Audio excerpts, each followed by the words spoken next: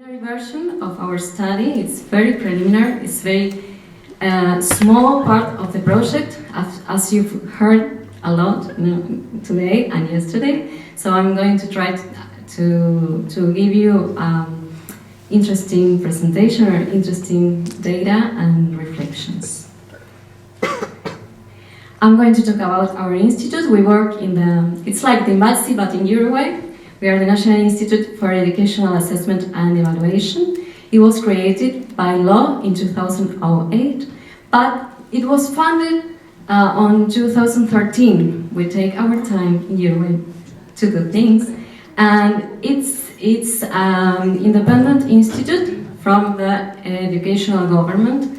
So what we try to do is to give information to policymakers, to decision makers with evidence-based data, and also we do what we call aristas, which is the national assessment, which is most of our work at INEEd, and it tries to assess not students, not teachers, not heads of schools, but the educational system as a whole.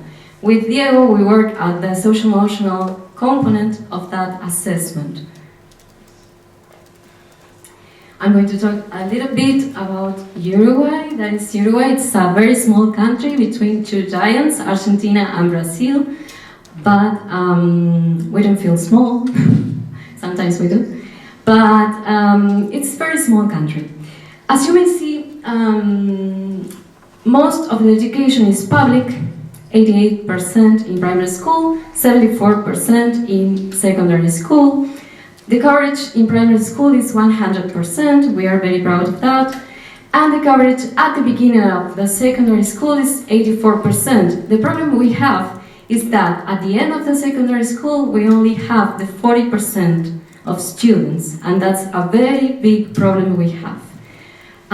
We've got 3 levels in our educational system: the infancy level from 2 years old to 5 years old, primary level from 6 years old, 12 years old, and secondary level from 13 to 18 years old. We work with primary and secondary school. Daniela, our colleague from Uruguay as well, will be presenting the infancy data tomorrow.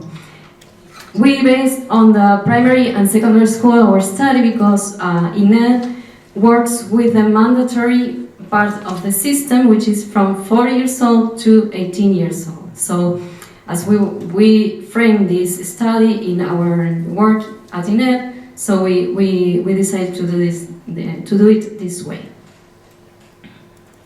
Well, so we are participating in this study about learn to learn. I don't want to be boring because you've heard this. We work with colleagues from Brazil, Ecuador, Italy, Mexico, Spain, and we are from Uruguay. And it's a project related to qualitative, explorative, and comparative. Huh? Comparative. I thought I was, because when I get nervous, I speak too fast. I'm okay. Are you getting what I say? Okay, thank you. In Spanish, it's worse. So, really, because it's worse. I know more words, so I can. We're trying to do this qualitative and explorative comparative research. As I told you, I'm going to focus on the Uruguayan data. It's very small sample, very small study, very preliminary. A little bit of background in Uruguay. Those are very common students in Uruguay. They're laughing. We are, I think, kind of happy people. In the National Educational Law from 2008, they say development is related to learning to be, learning to learn, learning to do, and learning to live together. I think this is more like a mantra. They don't really mean it because we cannot find any specific information in the curricula or even in the practices. And a study that Cristina, Hugo, and other colleagues made in 2019, you can see that there is no evidence of previous studies about learning to learn in Uruguay. We used all academic engines we have in Uruguay to search for studies, search for thesis, and we couldn't find anything. So we think, okay, there's not much, so we are kind of lost, but there's much to do, so that's an advantage. for us, because we like to do new things. What's the aim of our study? It's to understand how teachers define and use the learning-to-learn approach in terms of assessment, methods, and instruments. What we want to know is how teachers define assessment, which methods do they use, which instruments and aims do they pursue. And we try to understand this data from a learn-to-learn perspective. Why we are interested in this kind of study? Because, as I said, we work in these huge, large-scale assessments, and we feel quite far away from schools. We go to schools when we are doing our validation of instruments. We develop our own instruments for the national assessment, and there, when we are doing the validation, we go to schools, we talk to teachers, to students, and so on, but that's the only time we go, mostly. So now we have the opportunity to go to schools, to talk to teachers, to know how they think about learning to learn, their practices, and especially in this case, the way they assess. So this is very interesting for us. And also because we would like to create these tools, these instruments, this data that it's useful for teachers. We've been hearing a lot, and it's the same in Uruguay as it's happening here, that in most of the presentations, teachers say, okay, it's very interesting what you say, but I'm in the classroom all day, every day. And there are some differences, and we want to at least provide with quality information, with tools, and to do our best to contribute. The method we used, it was qualitative, exploratory study. Schools and teachers were selected randomly. We selected only 8 teachers because we are doing this, we don't have much, how can I say, much time, but not because we are lazy, because we are just 2 researchers. And so we selected randomly 4 from the bottom socioeconomic quarter schools and 4 from upper socioeconomic quarter schools. We used the guideline designed by INVALSI in collaboration with us, because we are working together by Skype, all together. The phases we followed were general reading, categorization, analysis, connection, and description of the phenomenon. Connection is that we wanted to know which concepts were connected in the different speeches of the teachers we interviewed. So we wanted to see if there was any kind of connection. Well, we needed some kind of definition. Okay, what's learning to learn? And we are using, of course, the European framework. You know it, I'm not going to talk about it. It's about the ability to perform, the ability to approach new situations with tools. It's about resilience. So it's very wide concept. We found 2 categories, 2 main dimensions, which are personal domain and social domain. As you may see, it's very, very wide concept. We are trying, this is a work in progress, actually. This is a diagram. We thought it could be useful for us to think, okay, because we work especially from social-emotional frameworks. So we wanted to understand this concept of learn to learn, because it's so wide. So sometimes we got a saying in Uruguay, when something is too wide, it's nothing, it's like, it means nothing. So we are trying to understand it. We thought about this, social-emotional skills, knowledge, and basic cognitive processes as multi-dimensional part of the learning. And then this is like the toolbox, and then you have the exploration, which is the way students approach new situations, and then you can have a meaningful learning with all this happens. We think this from a socio-ecological framework because we always try to think about the context. You've seen, talk about the context because it is very important for us. The school context, the family community context, and then you have the social context and so on. What about assessment? Assessment is defined by William as the evaluation of the effectiveness of sequences during instructional activities when a theme, lesson, or subject was complete. We've got two kinds of assessment, according to this author. Summative assessment and formative assessment. The summative assessment is more like the classic kind of assessment, and it's the most common kind of assessment in Uruguay. It's like grading students, you know. You perform a written test, you have a 10, you have an 8, you have a 3, go back to your house and study more. And you've got the formative assessment, which is this kind of assessment with a pedagogical approach, which is in between the learning and teaching process. It's more like integrated to the learning process day to day. So, which were our results of this preliminary, very small sample data? The assessment instruments they use. This is what we could find. They use coloration, which is mostly explaining to another classmate something. For example, some teachers say, okay, I know Carlos doesn't know much about mathematics, and I know Juan, yes, he knows a lot about mathematics, and they sit together, and how Juan explains Carlos the mathematics. So that kind of collaboration, very small kind of collaboration, and also some group research projects. Reflection, which is using specific knowledge to a day-to-day situation and also doing some research.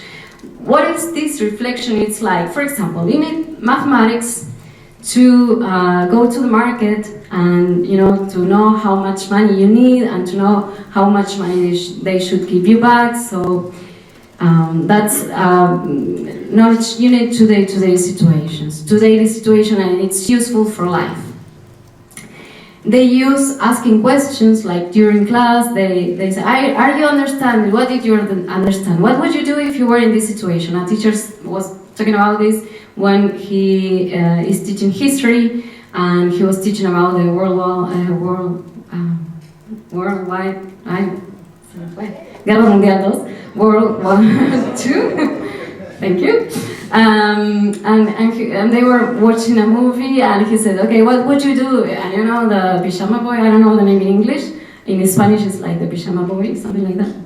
And they said, what would you do in that situation if you were, in a camp and you were Jewish, and what would you do?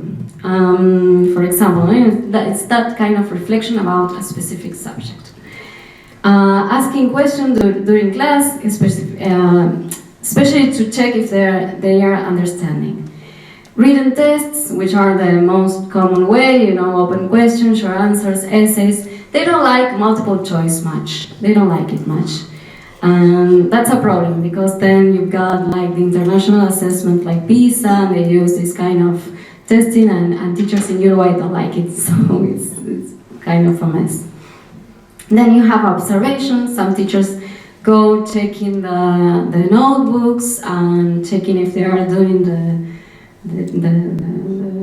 the things they have to do and stuff like that.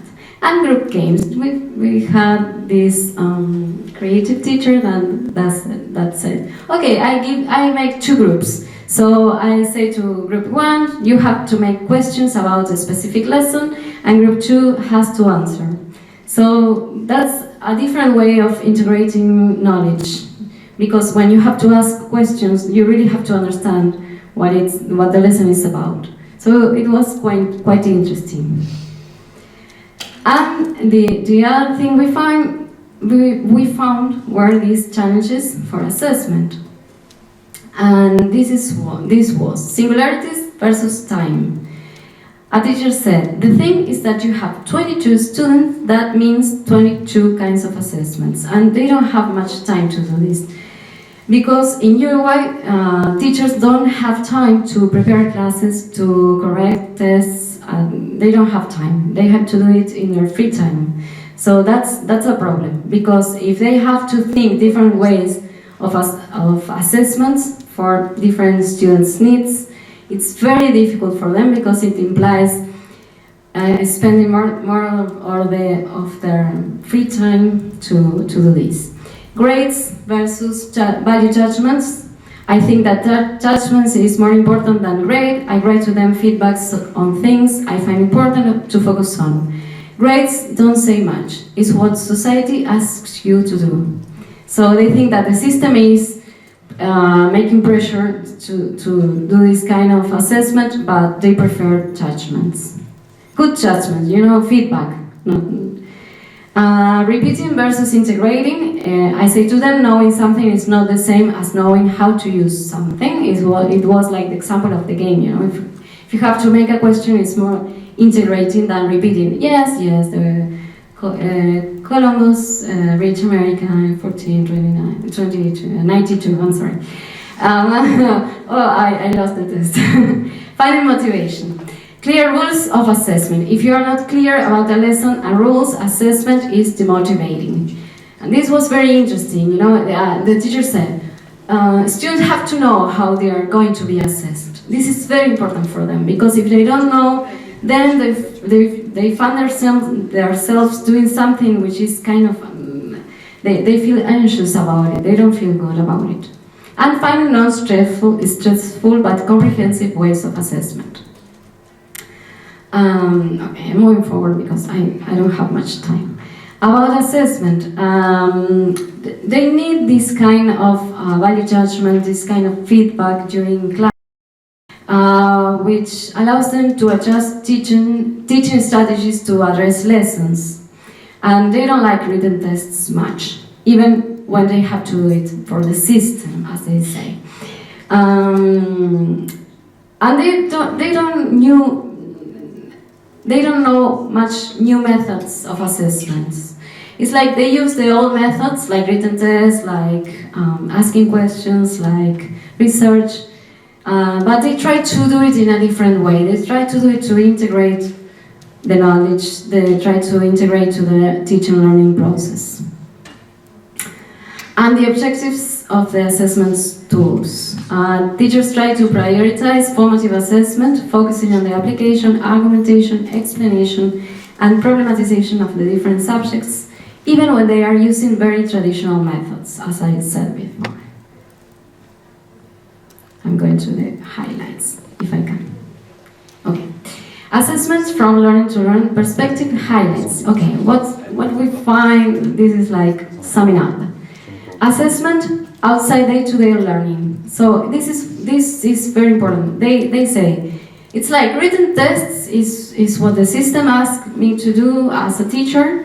I don't like it. We have to do it. Students feel anxious, but we do it. It's like outside the day-to-day. It's like something like a milestone. It's something that has to happen, and we do it. And it's very far away from the day-to-day learning process. So the challenge is how to integrate assessment in day-to-day curriculum. And we find the relation between motivation and assessment very interesting, because we thought, okay, we always read about motivation during classes, lessons, during the class day, but what about motivation to be assessed? Is it possible for teachers to motivate students to be assessed? I don't know. Maybe if you think about extrinsic motivation, but could it be intrinsic motivation of being assessed? I don't know. Differences between students and different assessment needs. Yes, they say there are a lot of needs, like that teacher. There are 22 students, 22 needs, different needs. How can they do to answer to that needs?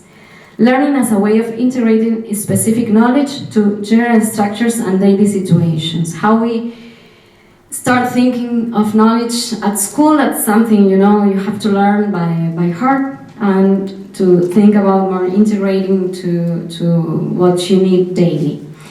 And the teacher learning needs versus system needs. This was very important for them, because they say, okay, I want to use very innovative ways of assessment, but then the supervisor comes and says, oh, you're not doing your job right, so I'm not going to give you a good grade as a teacher, and that's a problem. Yes, I'm finishing. Future considerations. Learning is a complex process, and the evaluation should not be reduced, or the assessment should not be reduced to one method or strategy. But this is very complex also for teachers. Different dimensions, cognitive, affective, metacognitive, should be taken into account, because as we said, it's a complex process and many things happen during the class day. Some studies, some previous literature says, okay, 360-degree assessment tools are highly recommended. You know, when classmates assess each other, when the teacher assesses the student, and the student assesses the teacher. And new teachers training, addressing new approaches to new assessments, because they say, I want to be creative, but how can I do it? You know, I don't have the tools. You're talking about learn to learn, but I don't know what it is. I don't know how to do it. So they need more training, they need different training. And creativity is a must. We have a meeting like 2 weeks ago with teachers and different people from the educational system. And one teacher said, you cannot ask students to be creative if you are not, if we as teachers, I'm not a teacher, but if teachers are not creative. So creativity is a must for everyone, and that's the challenge, and I think that's a good challenge for teachers, but they need this training, they need tools, they need the information, they need time also. So that's it. Thank you for your attention.